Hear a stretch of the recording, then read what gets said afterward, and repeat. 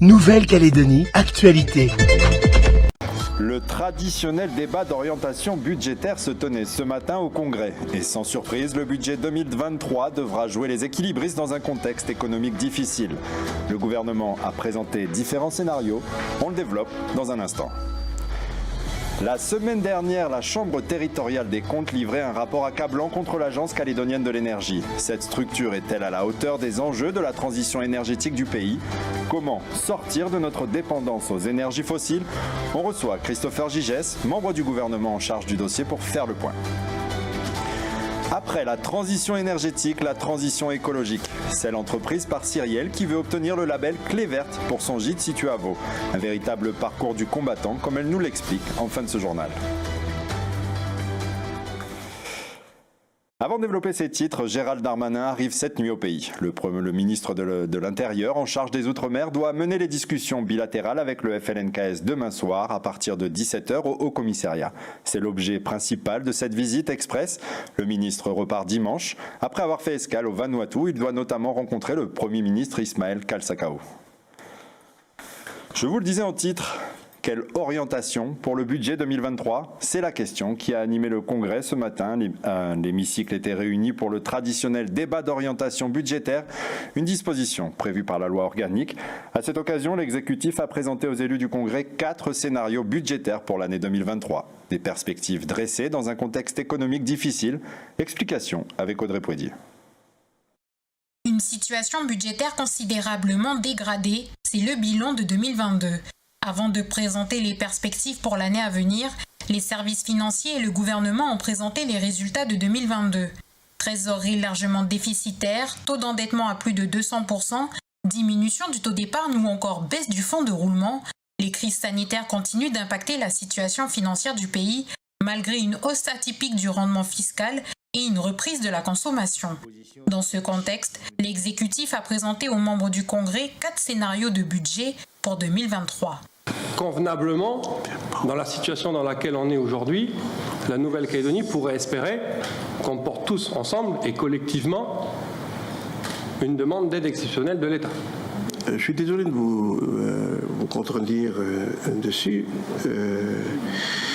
L'aide de l'État est attachée aussi à notre capacité à faire des efforts. Ça, vous le savez. Et c'est ce que l'État me dit. Montrez que vous êtes sur le chemin de réforme. Pour parvenir à un budget le plus équilibré possible, le gouvernement mise sur son plan de réforme. Au total, 18 projets sont à venir, comme celle du RUAM, qui sans surprise s'est invité dans les débats. Hier, après que nous ayons répété à de nombreuses reprises que cette réforme n'était pas la bonne et que d'autres alternatives étaient possibles, nous déplorons qu'il n'y ait pas eu la volonté de retirer le texte du bureau du Congrès pour mener un travail sous l'égide du membre du gouvernement en charge du secteur, un travail collaboratif, commun et consensuel. J'ai bien reçu le courrier de mes collègues là, qui m'ont envoyé hier, qui me demandaient tout simplement et purement le retrait du texte. Voilà. Je réponds là aujourd'hui. Le texte peut évoluer. Voilà, on peut créer une commission. Maintenant que ces choses-là, elles sont derrière nous, je l'espère. Le texte peut évoluer. En plus des 18 réformes à venir annoncées, le gouvernement s'est fixé 14 axes de travail pour améliorer la situation financière de la Nouvelle-Calédonie. Maintenant que le débat d'orientation budgétaire a eu lieu, la prochaine étape est le vote du budget. Il doit se faire avant le 31 mars. Et concernant la réforme du RUAM, les organisations patronales et les chambres consulaires ont annoncé aujourd'hui de nouvelles mobilisations pour la semaine prochaine.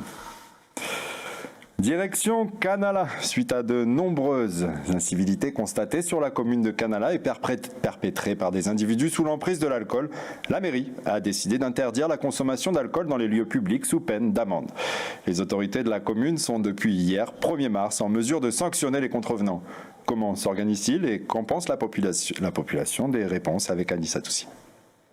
On va faire une tournée dans le village, là où nos gens ils viennent consommer de l'alcool sur la voie publique. Ensuite, ils sont aussi ici. Là, on ne les voit pas, je ne sais pas ils sont où, mais je pense qu'ils sont passés le mot. Là, ils ne sont pas là aujourd'hui. Sinon, ils sont ici.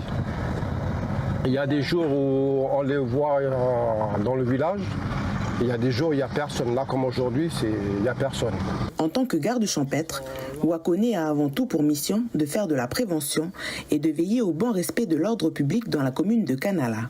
Partie du constat que la consommation d'alcool au sein de la commune s'intensifie et qu'elle conduit à de nombreux faits d'incivilité dans le village, la municipalité a décidé d'émettre un arrêté visant à interdire la consommation de boissons alcoolisées dans les lieux publics, les transports collectifs terrestres, les établissements scolaires et les maisons communes sous peine d'amende. Pour la population et les commerçants du village comme Joannick, gérant des snacks, cela est une bonne chose. Nous, ici au snack, on ne boit pas d'alcool. On est plus dans cette optique-là que de prendre soin des gens pour éviter que l'alcool il fait beaucoup de dégâts et que ça amène aussi du désordre dans la famille, dans les familles. Le fait que la mairie met ces arrêtés-là, ça va permettre un peu aussi de réguler au niveau de l'image dans Kanala. L'ivresse publique fait déjà l'objet d'une loi de pays datant de juin 2018 relative à la lutte contre l'alcoolisme. Sur tout le territoire, les services de gendarmerie et la police nationale sanctionnent les contrevenants. À Kanala, c'est une volonté de la mairie de permettre aux gardes champêtres de passer à la verbalisation. Si cet arrêté n'est pas respecté, les gardes champêtres sont autorisés, quoi. Le maire les a autorisés. Ils ont des carnets de verbalisation. Donc ils ont suivi les formations pour. Ça concernait beaucoup plus la zone, on va dire la zone du village. Ce qui concerne les tribus, c'est en relation aussi avec les coutumiers. On doit travailler avec le district. Voilà. En cas de non-respect de l'arrêté, le contrevenant s'expose à une amende de 3 000 francs, majorée à 10 000 francs au bout de 2 mois si la somme n'est pas réglée. Toujours sur le volet des incivilités, malheureusement, un collectif citoyen appelle à une journée ville morte et un rassemblement contre les incivilités demain à Koumak. Cette mobilisation fait suite à l'agression de Marion survenue mercredi alors qu'elle livrait des pizzas. La vidéo de la jeune femme au visage tuméfié a suscité l'indignation sur les réseaux sociaux. D'autres rassemblements sont prévus, notamment le collectif Femmes en colère qui prévoit un rassemblement demain matin à Nouméa. Les gendarmes ont indiqué qu'ils avaient interpellé 2 hommes dans le cadre de cette affaire. Une enquête est en cours.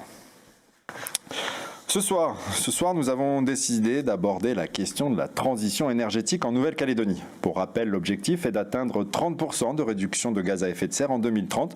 Et pour faire le point sur cet enjeu de pays de taille, nous recevons Christophe Gigès, membre du gouvernement en charge de la transition énergétique et président de l'Agence calédonienne de l'énergie depuis 2009.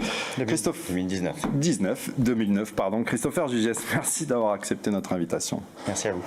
Tout de suite, je vous propose de regarder un petit sujet pour comprendre quel est le rôle de l'Agence calédonienne de l'énergie et pourquoi la Chambre territoriale des comptes l'a-t-elle recadré il y a peu. On réagit ensemble juste après. En 1981, le pays crée le Comité de maîtrise de l'énergie, un outil pour aider à maîtriser la consommation d'énergie calédonienne et tendre vers le développement durable. En 2017, c'est l'Agence calédonienne de l'énergie qui voit le jour pour accompagner notre archipel dans sa transition énergétique. Cet établissement public est soutenu par l'ADEME, l'Agence nationale de la transition écologique. Les objectifs de l'Agence calédonienne de l'énergie sont d'informer, sensibiliser, mais aussi accompagner financièrement les projets en lien avec la transition énergétique. L'Agence s'appuie notamment sur un schéma pour la transition énergétique et vise entre autres d'ici 2030 la réduction de 20% de la consommation d'énergie calédonienne, sachant qu'une grosse majorité de celle-ci est consommée par l'industrie minière et métallurgique. Elle vise aussi le mixte énergétique avec 50% d'énergie renouvelable dans la consommation métallurgique. C'est aussi dans ce cadre-là que l'Agence calédonienne de l'énergie porte le projet Centrale électrique pays, en partenariat avec la SLN et Enercal. Cependant, la Chambre territoriale des comptes a récemment pointé du doigt des dysfonctionnements majeurs dans la gestion de cette agence calédonienne de l'énergie. Des dysfonctionnements dans la gouvernance, avec d'un côté une absence de représentativité de la société civile et d'un autre des administrateurs qui seraient aussi sujets à des conflits d'intérêts. La Chambre territoriale des comptes recommande aussi que l'Agence calédonienne de l'énergie se dote de procédures assurant la transparence sur les appels d'offres, mais aussi sur les montants des aides accordées. Une procédure permettant aussi de vérifier l'intérêt public des projets. La Chambre précise que plus de la moitié de ces aides, soit 631 millions de francs en 3 ans, ont été orientés vers des structures privées. Enfin, malgré des points positifs sur la gestion durant l'année 2021, la Chambre se pose la question de la survie de cette agence, décrivant ses ressources comme étant instables. Monsieur Gigès, on vient de le voir, la Chambre territoriale des comptes a clairement soulevé des dysfonctionnements, des dépenses hasardeuses de l'Agence calédonienne de l'énergie. Est-ce qu'on n'aurait pas un décalage entre la gestion de cette agence et les enjeux de transition énergétique, surtout lorsqu'on sait qu'on dépend encore à 80-90% des énergies fossiles dont les prix ont tendance à flamber ces derniers temps? Déjà, la première chose, c'est que j'ai commandé ce rapport de la Chambre territoriale des comptes, notamment pour la centrale de NCE où l'Agence calédonienne de l'énergie est majoritaire. Et donc, je me satisfais que la Chambre territoriale des comptes ait pu ensuite auditer la CE sur une gestion passée, une gestion actuelle. Je regrette que vous ayez mentionné que les points négatifs. Je pense que c'est assez orienté comme reportage, mais bon. Et il y a un certain nombre de points négatifs sur l'amélioration justement de la gestion. Vous auriez pu faire part du fait que les administrateurs sont parfaitement informés des différentes décisions de l'agence. Néanmoins, il y a un certain nombre de recommandations. Ayant commandé cette étude, j'ai demandé lors du dernier conseil d'administration, mais vous devez le savoir, qu'on organise une cellule avec les administrateurs de l'agence, justement pour mettre en place ces recommandations. Ensuite, sur la mise en œuvre des actions stratégiques, je crois que la Chambre territoriale des comptes a dit aussi qu'il y avait un certain nombre d'actions qui participaient à la transition énergétique de la Nouvelle-Calédonie. Je crois que la Nouvelle-Calédonie est en avance sur ces sujets, et je crois que là aussi vous auriez pu le dire. On aurait pu le dire, oui. Alors, je continue. Mais Philippe Michel, président du groupe Calédonie Ensemble au Congrès, a déclaré aux Nouvelles-Calédoniennes, je cite, « Nous ne sommes pas prêts de réaliser les grands investissements de la transition énergétique, trop coûteux compte tenu du budget de la Calédonie, très fragile, et d'une société de production d'électricité qui est Narcal, très éprouvée ces derniers temps. Alors, comment résoudre cette équation ? » Je pense que M. Michel n'a pas encore toutes les informations, puisque nous sommes plus que prêts, puisque nous avons autorisé au cours des 3 dernières années 350 MW en énergie photovoltaïque qui sont prêts à construire et qui vont considérablement améliorer à la fois la réduction des émissions de CO2 en Nouvelle-Calédonie, mais aussi l'équilibre du système électrique. Et sur la question du stockage, on a eu un comité de pilotage avec la Banque des Territoires, l'AFD, pas plus tard que mercredi soir, avec une volonté de l'État de nous accompagner sur ce sujet. Donc la transition énergétique est un des rares sujets qui avance bien aujourd'hui en Nouvelle-Calédonie. Il faut être en capacité de le dire. Et surtout, quand on dit qu'on n'a pas les moyens au niveau de l'Agence calédonienne de l'énergie, mais ça n'avait pas été encore acté au moment de l'écriture du rapport, oui. La CE va bénéficier de 750 millions supplémentaires sur un budget actuel de 200 millions avec l'Union européenne. Donc on va plus que doubler le budget de l'Agence calédonienne de l'énergie pour les 5 prochaines années. Et donc avec une volonté d'avancer ensemble. Ensuite vous dites... pardon Christopher, on va y revenir. Mais du coup, pour vous, l'Agence, justement, avec ces bonnes nouvelles, l'Agence de l'énergie doit toujours être le bras armé de la transition énergétique, selon vous ? Elle a été créée pour ça, oui. Elle a été créée pour mettre en place le schéma. Sauf qu'on a présenté un schéma en novembre de l'année dernière au Congrès de la Nouvelle-Calédonie, où ils ont souhaité avoir un certain nombre de précisions. On est en février, le schéma n'a toujours pas été réétudié par les élus du Congrès. Je pense qu'en plus, il n'y a pas forcément de problème, à part des problèmes politiciens à ce moment-là, puisqu'on était au moment de la convention des partenaires. Dès lors que le schéma sera voté, l'agence mettra en œuvre un certain nombre d'actions. Et vous savez, vous dites qu'on a subventionné le secteur privé. Ben oui, il faut accompagner le secteur privé à faire de la transition énergétique. Comme aujourd'hui, j'étais en rendez-vous avec les maires pour accompagner les communes sur la transition énergétique. Donc on le fait partout en Nouvelle-Calédonie, et sur le secteur public et sur le secteur privé. Monsieur Gigès, avant de poursuivre, nos voisins polynésiens doivent aussi relever un défi énergétique de taille avec des îles très dépendantes du fioul. Le président Édouard Fritsch a signé samedi une convention avec l'État pour aborder un fonds de transition énergétique à hauteur de 7,160 milliards de francs. C'était une annonce faite par Emmanuel Macron en juillet 2021. D'ici 2030, la Polynésie doit ainsi couvrir 75% de ses besoins en énergie renouvelable. Monsieur Gigès, 7 milliards de francs pour couvrir 75% de besoins énergétiques de la Nouvelle-Calédonie, c'est impossible au regard de l'activité métallurgique. À combien s'élève donc l'enveloppe chez nous ? La Polynésie et la Nouvelle-Calédonie ne sont pas comparables sur la transition énergétique. On a 3 usines électro-intensives avec des besoins qui sont extrêmement importants. Nous, ce qu'on souhaite, c'est d'avoir des investissements privés, justement, qu'on évite d'avoir trop d'interventions publiques sur ces points-là. Ces investissements privés, en plus, ils vont générer des droits de douane, ils vont générer des emplois, ils vont générer des patentes, ils vont générer des droits d'enregistrement. Et donc, on a besoin d'interventions publiques, notamment sur la question du stockage et sur la question justement d'une station par pompage, et c'est ce que j'évoquais tout à l'heure, sur le fait d'avoir un accompagnement de l'État important avec une banque des territoires et NAVD qui sont aux côtés de la Nouvelle-Calédonie sur ce sujet. C'est un vrai secteur d'avenir sur lequel on avance et sur lequel surtout on crée des emplois. Vous savez, j'ai eu l'occasion de visiter une entreprise il y a 3 semaines de ça, où ils avaient 6 emplois il y a 3 ans, ils en ont 49 aujourd'hui. Donc c'est un secteur qui fonctionne bien et sur lequel on peut être fier parce qu'il avance. Monsieur Zigès, nous avons un chiffre, nous avons estimé par les connaisseurs du dossier autour de 400 milliards de francs sur 10 ans pour arriver à une toute transition énergétique. L'ACE doit fonctionner avec un budget, vous le disiez, de 850 millions de francs du fonds européen, 750, vous le disiez.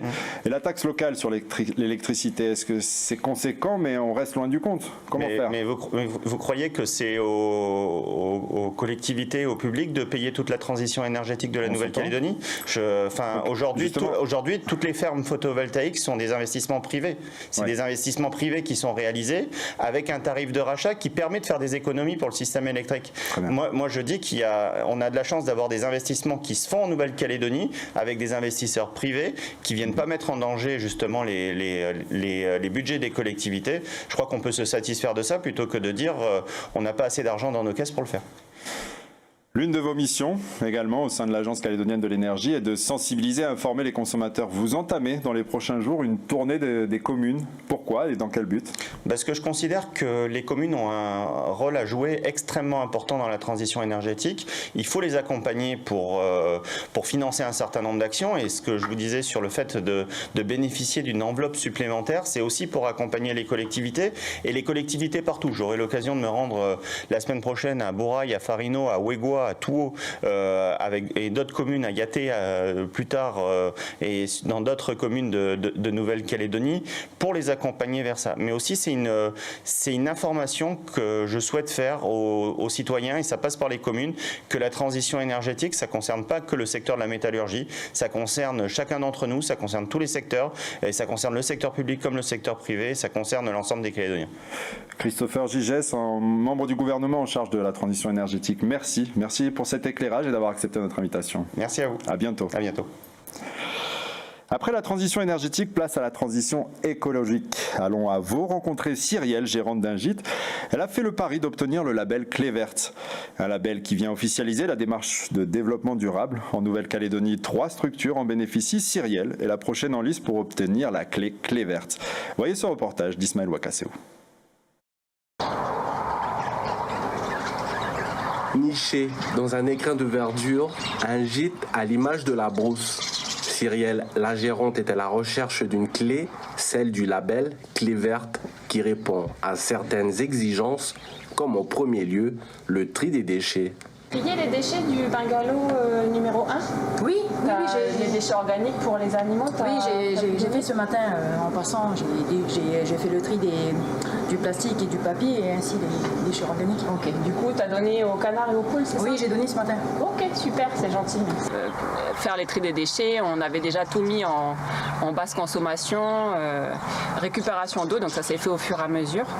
Et du coup, par rapport au label Clé Verte, il nous restait quelques petites améliorations au niveau du gîte à faire qui étaient quand même assez coûteuses, donc on a mis un peu de temps à les faire. Et donc l'année dernière, on a, avec l'aide de la province Nord, mis en place les photovoltaïques au niveau du gîte. Donc c'était vraiment le dernier gros point à élaborer avant de pouvoir prétendre au label Clé Verte. Cela fait maintenant 8 ans que Cyrielle a construit ce gîte avec la conviction de devenir éco-responsable. Les clients vont savoir quand ils viennent par exemple dans un gîte qui a un label clé verte, ils savent que le gîte a répondu à plus d'une centaine de critères au niveau écologique et qu'on est vraiment dans la réduction de l'impact sur l'environnement. Seul dossier de la province Nord, le gîte du Cognambo recevra la CCI pour un audit avant d'être voté par un jury en métropole au mois de novembre. S'engager en faveur du développement durable fait partie des enjeux de la Nouvelle-Calédonie. La CCI est présente pour accompagner les structures qui souhaitent se lancer. Parlons sport un petit peu et foot précisément, avec cette belle performance des hommes d'Antoine Comboiré en Coupe de France. Le FC Nantes, tenant du titre, rejoint les demi-finales de la victoire compétition grâce à une victoire 2-1 au RC Lens, avec un doublé de sa recrue hivernale Andy Delors. L'attaquant marque ses 2 premiers buts sous ses nouvelles couleurs sur pénalty, de quoi continuer de rêver pour le coach Cougnier. On l'écoute d'ailleurs au micro de nos confrères de Nantes TV. Il est bien frappé. On s'est donné le droit donc de continuer à jouer cette compétition, d'espérer donc garder ce trophée. On s'est donné le droit aussi donc de continuer de rêver. Voilà. C'est vrai que ça a été fait dans la souffrance, dans la difficulté, face à une très belle équipe de Lens qui nous a posé beaucoup de problèmes. Mais bon, le principal c'était de passer ce tour. Je suis vraiment fier de la prestation de mes joueurs, du courage, du caractère qu'ils ont montré, parce que c'était une période difficile qu'on est en train de vivre. Mais ils ont fait le job, voilà, et de la plus belle des manières. Donc bravo à eux, vraiment. Outremernews.fr, le site de l'actualité Outre-mer, 24 heures sur 24 et 7 jours sur 7. Retrouvez la chaîne Outremer News sur YouTube.